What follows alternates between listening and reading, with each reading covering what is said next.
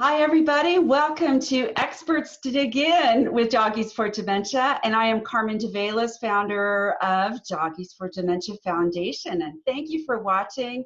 And I know you're going to have a great time today. My guest today is JulieCotton, who literally lights up the room when she walks in. I will attest to that. I've known her a while and just really, really love her and her energy. So I know you're gonna feel the same way. And when it comes to describing what Julie does, I'm going to need to punt to her because I'm not sure I would know where to begin. There's so many wonderful things, but I want our audience to get to know you, Julie. So. Aw, thank you, Carmen. It's such a joy to be here, and it's great to meet all of you at home or in your office or in your car, wherever you're finding us. No, not too many cars going on right now, actually. But I'm JulieCotton, and I own a company called Next Level Improv. So I am an improv comedian. I'm a performer and a trainer. And I also have this other kind of like side life as a healer. So I'm a licensed massage therapist, energy healer, yoga person, martial arts, all this kind of stuff. And people might look at me and go, what do those two things have in common? And to me, being an actor for many, many years, it was helpful for me to have resources in my own body, my actor's instrument, to be able to tell all the stories I wanted to tell, and to have the flexibility and the strength and the stamina in my body to really bring stories to life on and off stage. So that's why I do all the things I do, and I'm here to share some of them with you. Yay! Well, I love that. I love that, and I love how you tie those two together because I'm similar. Nurse, photographer, journalist. How do you tie all that together? But there is a way, and you do it beautifully. And I love how it's yes and. We add yes and to help make sense of things and to create the story that we want, because there's the story that we tell. I think we have a choice, right? That's right. Yeah. And so particularly for this episode, I want to talk a little bit about COVID-19 because these are the times that we're in right now. That's right. And many are for people living with dementia and their families, the isolation and loneliness has just gotten huge because less resources for them. It's much more dangerous to go out, if at all, and even for the caregiver to go out and do the shopping, worried about bringing the COVID-19. And so lots and lots of fear around that. So let's talk about this, because that's the fear around that, right? Okay, so yes and that for me. I will yes and that, yes. Yeah. So yes and, for those who may or may not know, is the primary principle that improv comedy or dramedy is based on, right? So yes and for me looks like yes. So how do we say yes to what is? It's accepting the present moment. And in an improv scene, let's say Carmen and I are in a scene together. Carmen is my scene partner, and she will say or do anything that excites and delights her in the moment in front of a live audience. And she might call me dad, right? So in front of a live audience, now I get to yes that she just called me dad. Right? I'm not going to say in front of a live audience, Carmen, I'm not a guy. Like, I'm obviously not your dad, right? So that would be no. It would be denying her gift, which she gave to me, was that I get to play her dad. So I say, yes, cool. I get to be a dad now. And the and is now I get to step into my brilliance, into that costume, suit up, and play whatever excites and delights me through the lens of that character, that gift. So now, what does that mean as it pertains to our current situation? We are all in the same scenario. And by that, I don't mean the details of the scene, the circumstance, the stage has been set, right? COVID-19 is here. Coronavirus is a thing, and it is worldwide. It is not discriminating, right? So that is the scenario as we know it. Now so yes, this is so. Like, we can't not yes it. It is the scenario. So whether you like it or not, whether you're in resistance to it or not, you have already yesed this. You've accepted what is. The and is entirely up to you. And this is where we can even yes our fear, right? Yes, I am afraid for my very life. Yes, I am lonely. Like, so being able to yes and accept the feelings that are coming up for ourselves is part of a healthy way of moving through the various inner scenes of our own life, right? Like, so we are shifting and morphing, sometimes moment to moment, definitely day to day, you know, as new things develop and we learn things, and we're called to, you know, where we hear all kinds of things on the news or on social media or whatever. Like, so we have a constant opportunity to interact with different scene partners. I call them scene partners, right? So whomever, whether it's my emotions inside me, internal scene partners, or external scene partners, I have the opportunity to yes, embrace, accept, allow, and then the and is really up to me. And the and is where improv play comes in. Okay, so I'm gonna stop you right there for a few questions. Okay, so this is, I'm hearing then we're not judging what's happening or the and piece. We're letting that play out because, so instead of kind of walking around and kicking myself for feeling lonely, I'm lonely and going, get out of that, be happy. It's okay, right? Where I'm Right. not judging myself for feeling whatever it is that I'm feeling. Well, so the part of you that's judging, you can yes that too. Like, Uh-huh. notice that, so we all of us have a myriad of characters available. I call it like my panel of experts, or my panel of judges sometimes, right? So I have these voices or aspects of myself that I can tune into, right? And give the stage to, the stage of my mind and my thoughts. I pay attention to them. I give them voice. Sometimes I act them out. Tears might come, right? So we're all of that. And so even the part of us that's like, no, don't do that, like, that's another version, that's another aspect of us. It's another scene partner within our heads. So you can yes that too. I call that judgmental Jenny. So that's the judgmental piece. Yeah. Love her. Yes. Okay. Yeah, love her. Love her up. Oh, Yeah. there she is again. She's so cute. I have a hard time seeing it that way, but there she is again, judgmental. Yes. Oh, she's great. She's got Everywhere. a powerful voice. Yeah. Yeah. Yes. Okay. So I'm a caregiver. I'm at home. I usually have someone come in to help me a couple times a week so that I can go take care of things. They're not able to come in. I've got people who are dropping off some food at the doorstep.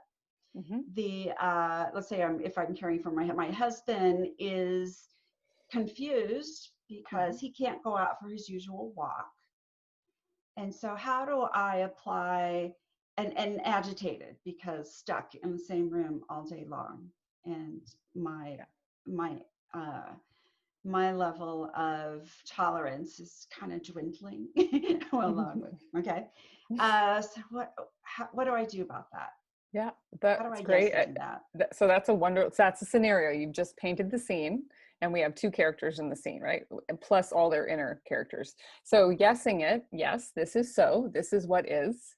And the and is where the choices come in. So now I have a choice how to volley through the scene, how to move through the scene. And in improv, our goal or come from is, how do I make my scene partner look amazing? Okay. So I got your back is another way of saying that. Like, this is another principle of improv. So how can I have my scene partners back and make them look amazing? Well, I need to know my scene partner, right?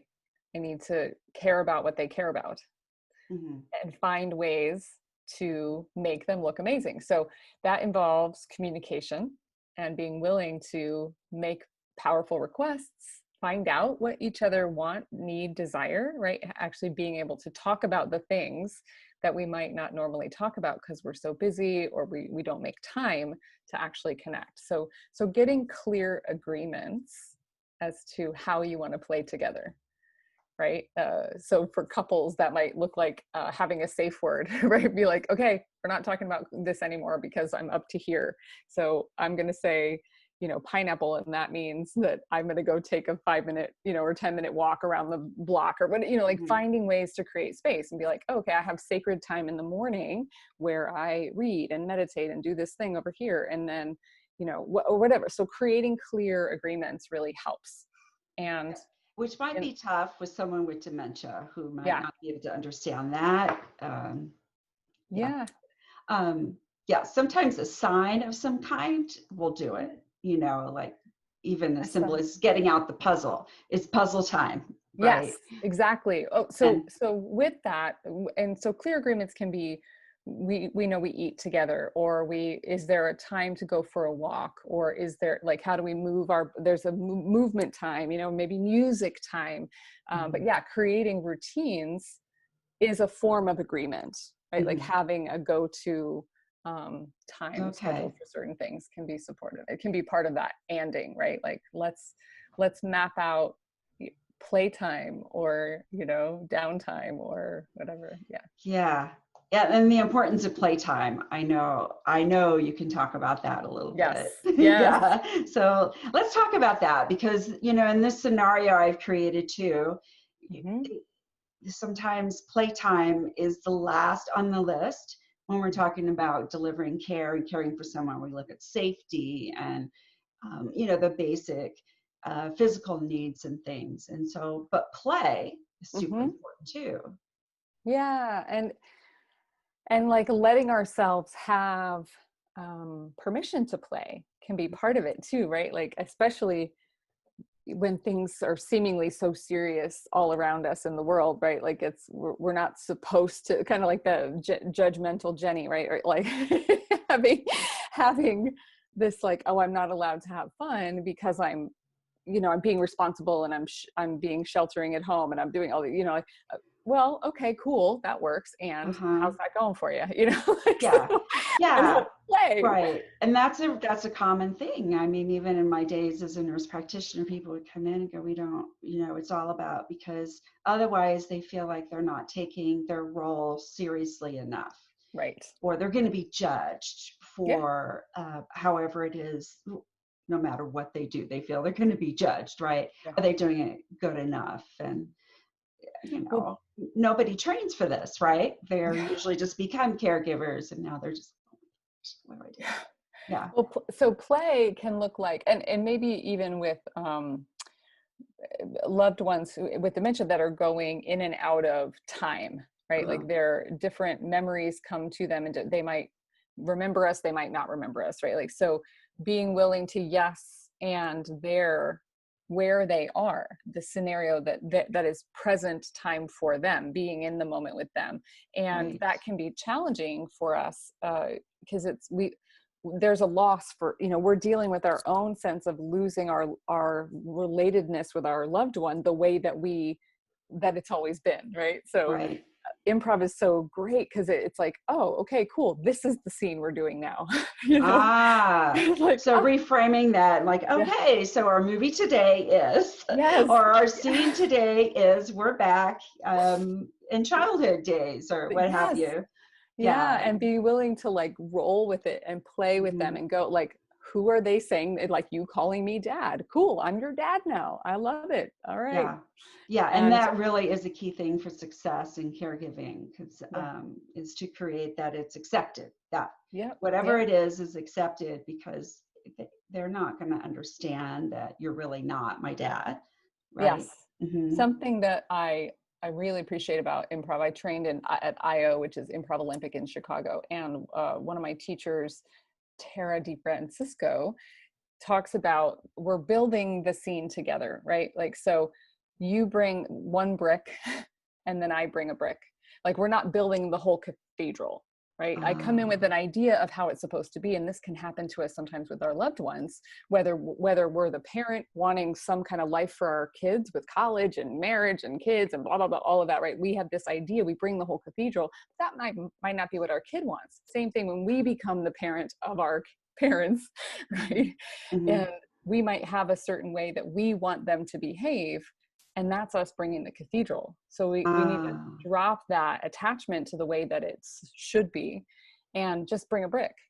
I so love that, because a lot of the agony comes from the grief over what should be, That's what right. we expected versus the reality of it. And it's a lot of losses for people to deal through, right? Yeah. And then to accept it for what it is incredibly challenging. So Yeah. I love that image of, we're not building the cathedral, we're bringing brick by brick.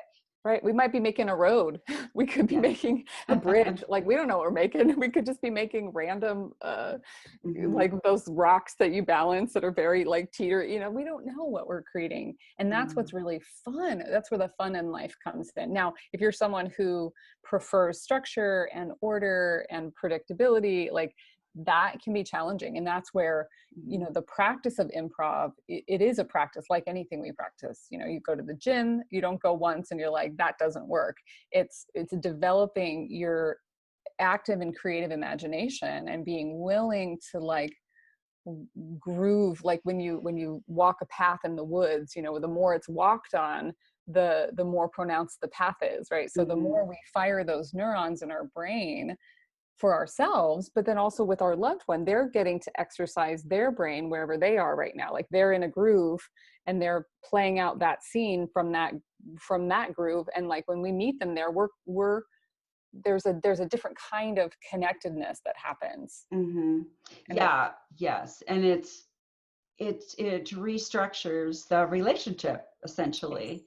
Yep. And it's not, it's different, but It not is. necessarily bad. It's just kind of looking at that. And that's especially when you mentioned for people who are very structured, and many are, right? Yes. We rely on that for success. And Yeah. I would hear it all the time. I come in like, okay, just give me the pamphlet on what to expect at what month and what year, so I'll know what to do, right? Yes. And I'm like, Yeah. oh, if only it was that way. It's Right. so, unique to each person. Yeah. And Well, they'd be like, what? And like, the yeah. brain is this really interesting organ, and we can't predict. And That's right. that is crazy making for people. It can be, yes. So Yeah. how do we be okay not being okay, or when our schedule gets knocked off, like that? And that, like, going back to where we're the state of the world right now, like, everyone Yeah.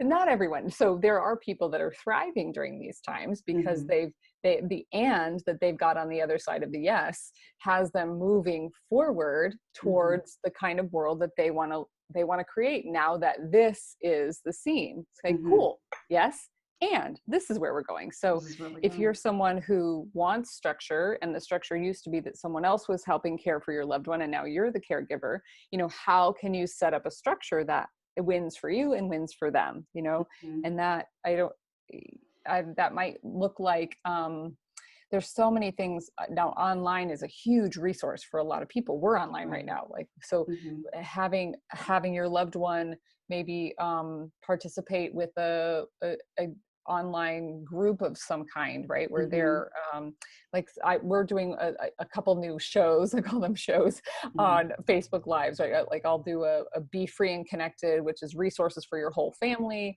which is like little snippets of like, here's what to eat, here's some great music, here's Hmm.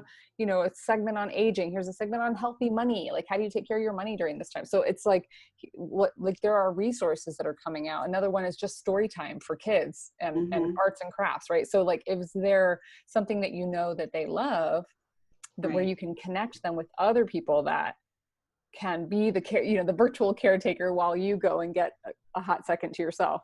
Right. So that may well work for a lot of people to set that up or have it on the TV, like that, especially Yes. for those that are used to going to day programs, where maybe one of the games is a popular game is kind of tossing a balloon around and everybody Yes. gets a chance, and you can kind of play with that at the same time, but while they're seeing. Now that might also cause more confusion. It really depends on the person. And Yes. then, so yes, and this might work, Yeah. And it this might could not. work, and it might not, and that's Yeah. okay. We'll play with the balloon ourselves, That's right. and to think about the pieces of the play, like what do they like to do when Yes. they're in a group? What Hmm. can we do just us? And Yep. I mean, if it's like, I'm thinking of people that maybe like to fish, you know, can you set up your bathtub and go fishing with them? You know, like what, so it's letting yourself get creative and be like, what are the things that, Mm-hmm. that my loved one loves? Again, like going back to make my scene partner look amazing. And then Right. how can I creatively reproduce that in my now environment, you know? And Yeah. yeah, so it is a muscle. We flex that creativity, that imagination muscle, so that we're and to the degree that they're able to engage or participate, if they have more lucid or present moments with us, they might offer ideas to themselves, you know, so it can be a Mm-hmm. collaborative thing. Otherwise, Yeah. you know, you get to play the stuff that you like too, right? It's okay Yeah. for you to look like, I like this too, you know. Yeah. In improv we say follow the fun, right? I play the character I want to play. Yes. I'm still bringing my brick, right? It's still the brick that Mm-hmm. I have, am inspired in the moment to lay down. So Yeah. Yeah. I love Play-Doh and to color. So I'm perfectly all right with spending the day coloring and playing with Play-Doh and things. And then just the interaction between the two yeah. is what is really key. So Well, and there's you have two. doggies involved too, right? Like if you have animals in the house, like that is Yeah. like, for me, I could watch dogs all day, every day. I'm like that. Yeah. That's way more better than television. Hmm. Yeah, so incorporating them. Yeah, so there were two key things I thought of here. I should have written them down. But one in particular is I love that it's not you go one time and or you try one time and it's pass fail. Mm-hmm. It's kind of sharpening the saw. You keep trying different things and I keep not try, but Well, but no, it's just like trying on like it's like an outfit. yeah. You're trying it on. It's Uh-huh. yeah. So it is. I understand what you mean. You're not trying like attempt. I don't know. It's attempting Yeah, and not succeeding trying. It's a different right. kind of trying. It's like tasting Yes. food, right? You're sampling. Yeah, Yeah, sampling of things and what might work today, especially people with dementia, what might work today may not work tomorrow, that's right. and vice versa. And it's just like, okay, well, we have this too, and Yeah. just yeah, different tries, and to have some fun with it and not let judgmental gal go because you're not going to judge yourself if it doesn't work or Or it notice doesn't that give you. she's here. Oh, there she is again. There she What else would you is. like to say? Here, can I give you some paper? Like, let's judge all the things we possibly can right now. Let's go. We'll see that figure that let's make it long. So there you go. Yeah. Which is a whole other topic, right? Yeah. So that piece and then yeah, and looking to see what there is and to pick up on the messages of the person, their response. And Yes, yeah, and that laughter, I think laughter is that great equalizer, which is totally. why dogs are so, like non-judgmental. They're just there and they just love and they do their thing. And uh, we can then let our guard down too and Hmm. just be with them, which is a real gift to Yeah. just be. Yeah. Yeah. I love that. In improv, there's another saying that I like to say a lot, which is there's no such thing as failure. There's only variations. Ah. So we can't break the scene. We can never get it wrong. Uh-huh. and it's only done when we call scene and then we go into another scene, but the show continues, right? So even if there was a failed moment on stage, Uh-huh. usually that's when the audience laughs the most, is when we fail. Right. Yes. So it's Yeah. like there is no right way to improv and there is no Uh-huh. right way to do life. So really exercising grace with ourselves Uh-huh. and then following the failure, heightening the failure, like with negative or judgmental Jenny, right? Like she's Yeah. not a failure, she's awesome, I can't wait to do a scene with her, right? Like I'm super Yeah. excited because it's only our resistance to Mm-hmm. the thing that has Right. us experience tightness, tension, self, like beat Yeah. up or whatever. It's Because like, we oh judge it good or yeah, bad that's right. instead of it just is. Being like the dog and being like, I Yeah. have no judgment here. Just be. This is what the scene is. Yeah, it was so interesting that when I was writing my book, and I followed 13 families, right? some of the most interesting things they had to say were when they pointed out the toughest times and what they found that was humorous. And they almost judged themselves for laughing at some of the things that happened. Yeah. But in retrospect, Yes. that saved my sanity, that Yeah. I could just look at my friend or look at, and then just laugh. Pretty soon everybody's laughing because it's very contagious. Yeah. And it's like, they were like, Carmen, was it wrong to laugh about dementia? And I, well, it was, you're laughing and Yeah. it's, everybody's laughing. And I said, I think when you start putting it and thinking you label it disrespectful, Right. is when that becomes a problem. But Right. otherwise, it's like, I'm sure there's things that we all do that we could laugh about. If someone, I'm thinking, like, if someone was here watching that would be pretty funny. Right. Well, Yeah.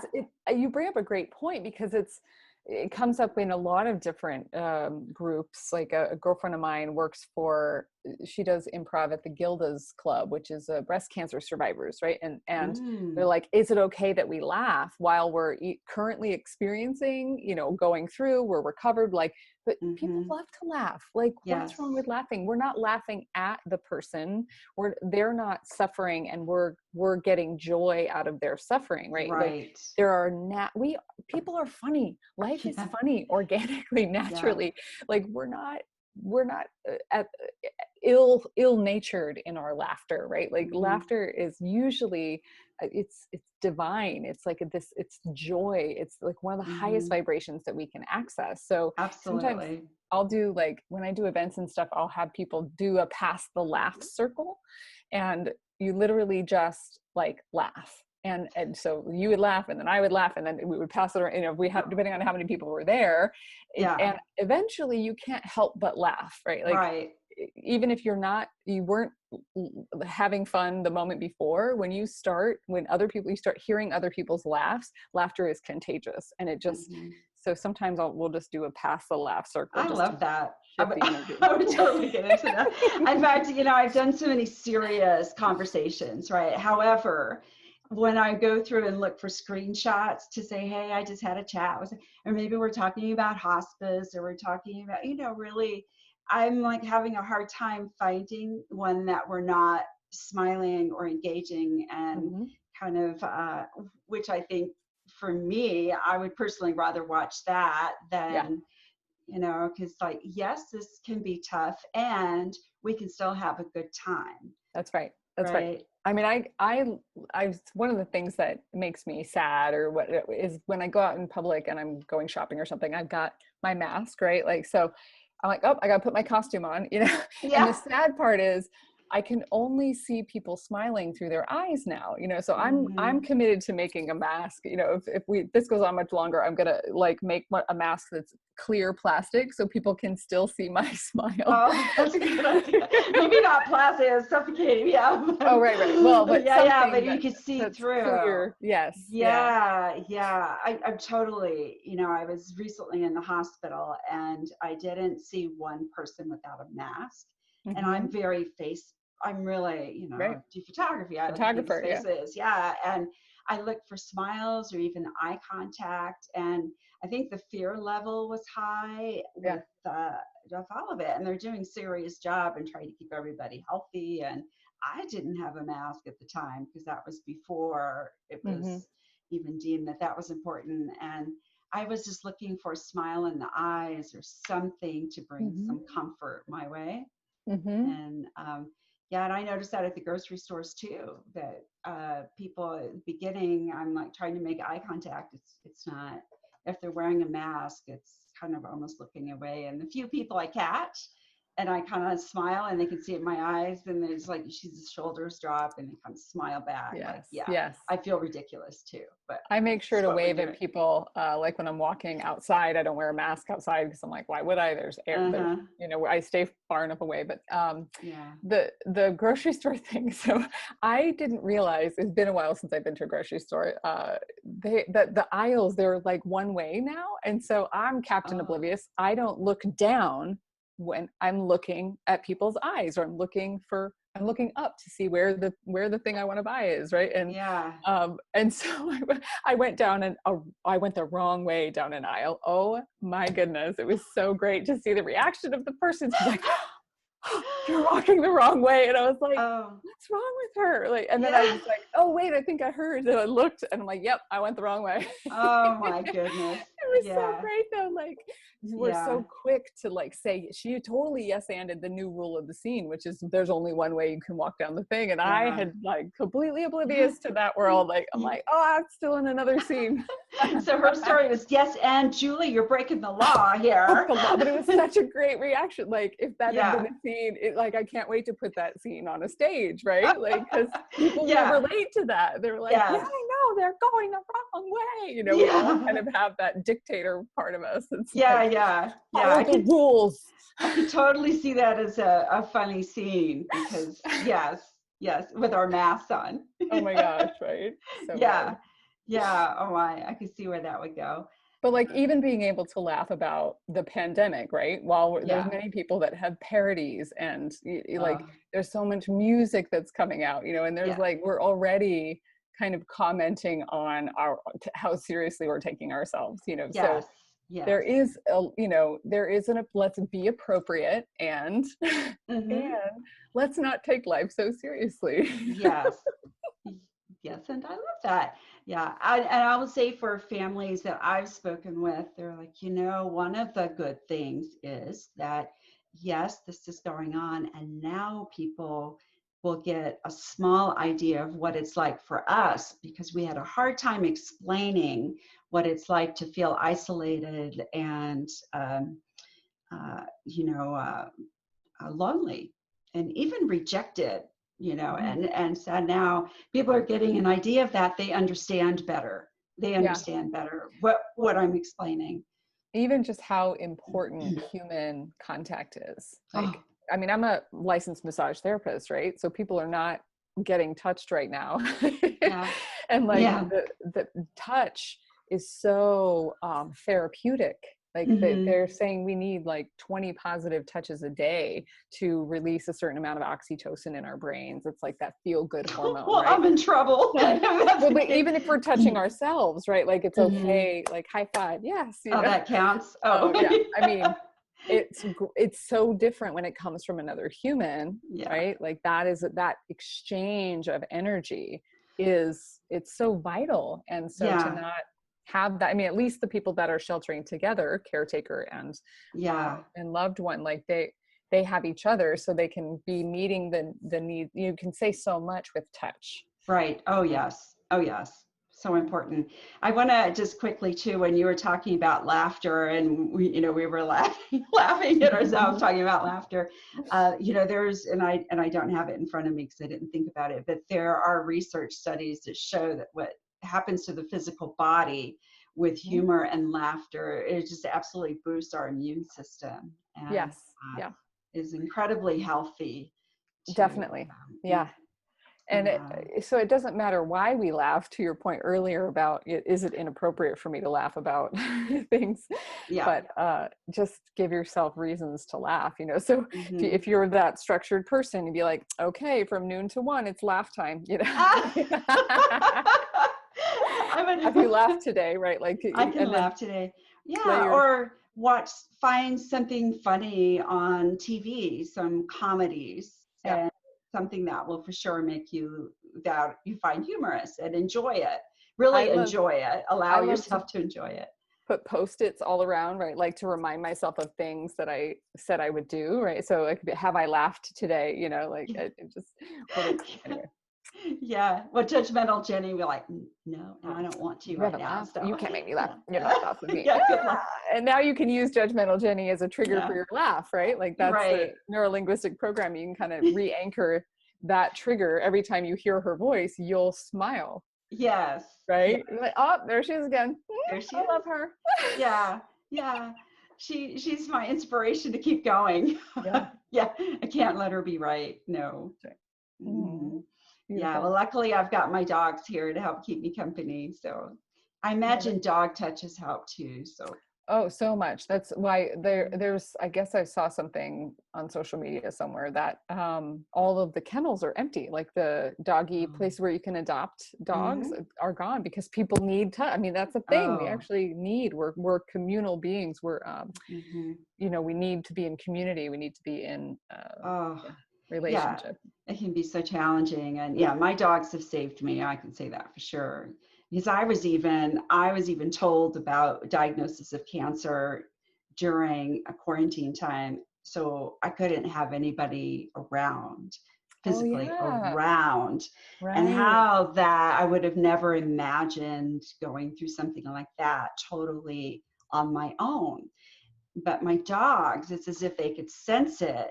Hmm. It's so clingy to me, and they even know now. Like last night, I think it was midnight, and I'm kind of wrapping up. I'm like, almost done, I promise. And the littlest one just kind of puts his head and rests it on my computer, on my laptop computer. Like, enough, Like, no, mommy. we're done. We're done here. And scene. Yes.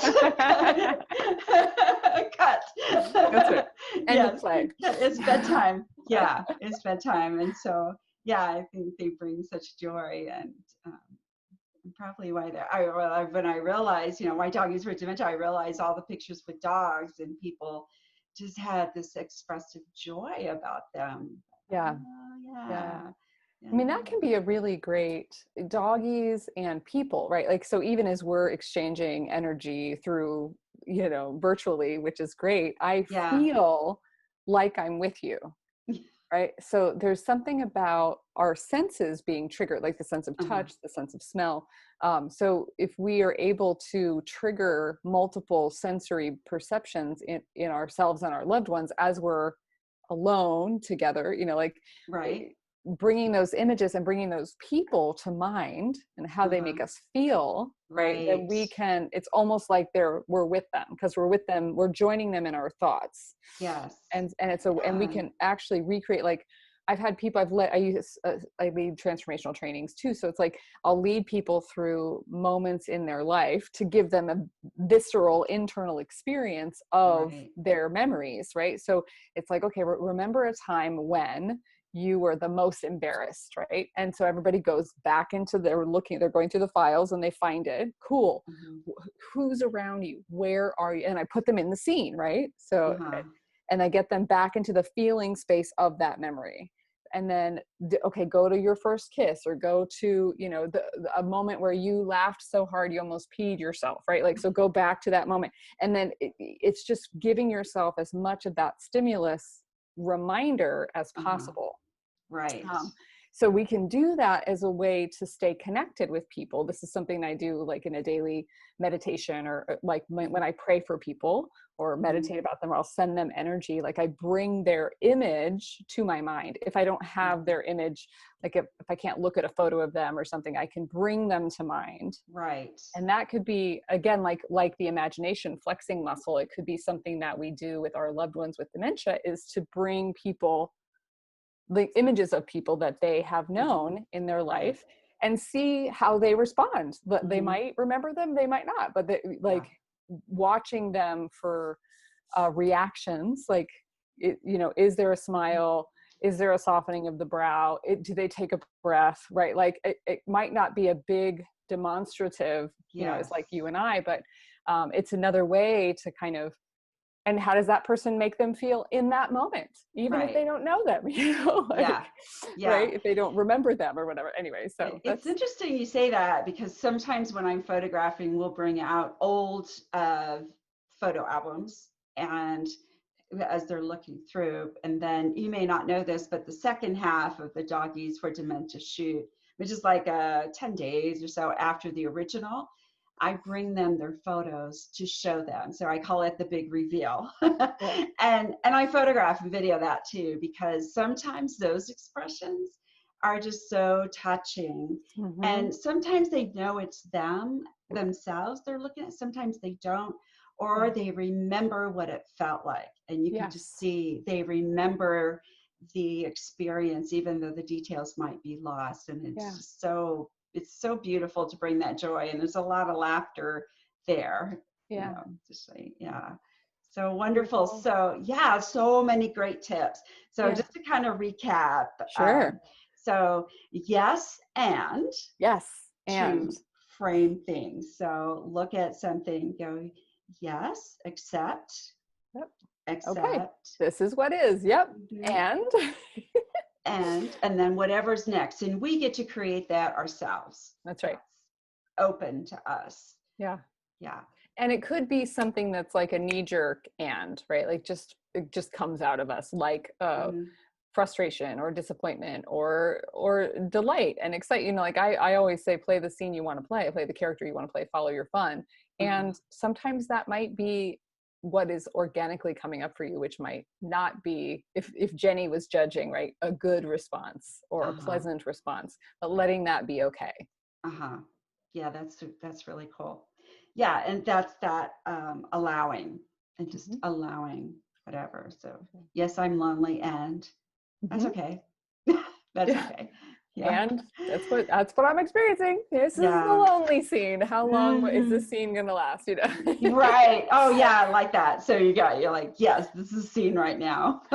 Yeah. So that too, because I think sometimes, especially when we're in the depth of sorrow, there is no light at the end of the tunnel. It feels like it's going to go forever. Yep. Where almost when we're joyful, we're afraid of it ending, and we're almost like already dreading the end while we're in the midst of enjoying. I know you've heard of that too. Oh yeah. Those moments of joy, like I can't just experience it. I'm also worried about, well, what if this happens or that happens? Yeah. Well, what we know is every moment is gonna end. Oh, there's that moment gone. Whoop, that one's gone now too. Whoop, that one's gone now too. You know, like we just went through a whole load of moments. Yeah. What an important thing to remember, because sometimes those days get very, very long for caregivers, and to think about like, okay, yes, and tomorrow will be different. Yeah. And the next moment could be different. When we're able to know it. And I say this having been someone who has been into deep sorrow and knows how challenging it can be to make a new choice, or, you know, or call scene on that character. And, you know, like in improv, we literally can like turn up stage and come back down into the scene, and we're in a new scene. We play a different character. We move our bodies in different ways. We tell a different story that quick. Literally be like, all right, or someone runs across the front of the stage. It's called a sweep edit. They'll run across the front of the stage. That scene is done, and that person usually starts the next scene. So that's what I do in my mind when I'm present to myself, that I like, oh, I'm in a character that I don't want to give any more stage time to. I'm going to call scene. I'm going to swipe that. And now I'm someone who is resourceful, someone who, you know, can think of ideas easily. I'm someone who can move my body and shift my physiology so that my mood can change, right? Like I'm playing someone who's sad. That sad person character doesn't have to go away. It's just like turning the page in a book, and we'll come back to that person in another chapter, right? Like that sadness doesn't go anywhere. It's just, I don't have to live there. The whole story doesn't have to be that. I love that. So to go back to your Post-it note, it might be a Post-it note. And yes, I can change the story as a reminder, because it does, as to your point earlier, it takes practice. It's not an automatic thing, especially if it's new for you to recreate that story for yourself. And to have those reminders, I think, are really helpful. Yes, and I can change this story. Yeah. Or the schedule, like blocking out, oh, it's music time now. Cool. I can play sad music to keep supporting my sorrowful character. Or I could go play some kind of music that lifts my spirits, you know, like, or I'm going to go play a puzzle, or I'm going to go for a walk. Like we have opportunities to change the scene. Right. It's just letting ourselves. Yeah, I so love that. So many tidbits of information here, and big nuggets too, that I love, that can be so helpful. And I knew it would be like that too. I just so love you, and your energy truly does lighten my room, lighten my day. Yeah, I love that. I think what we'll do is kind of post a few, but well, actually there will be subtitles, and Okay. we'll have a little summary because there's some really, really important things here. And Yeah, I'll run through the highlights that I, kind of teach from or offer to people. Yes, and right. How do I make my scene partner look amazing? I got your back. Follow your fun. There's no such thing as failure, only variation. Yeah, love those so much. And then we'll have ways that people can tap into your genius and follow you on social media, or reach out to you, whatever that might be. That will be in there too, because Cool.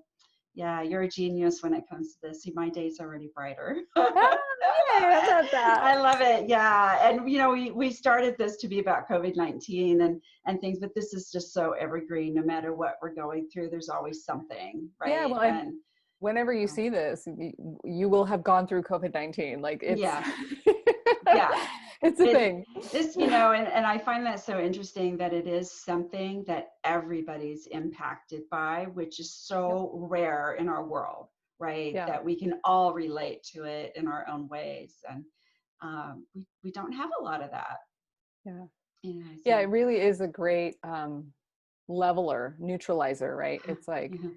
oh yeah, we're all in this together. Mm-hmm. Like we're all, yeah. Yeah, and it really flashed a spot to go back to be with your theme here. It flashed a spotlight on our values. What do you really value, and do you live to those values? Yeah.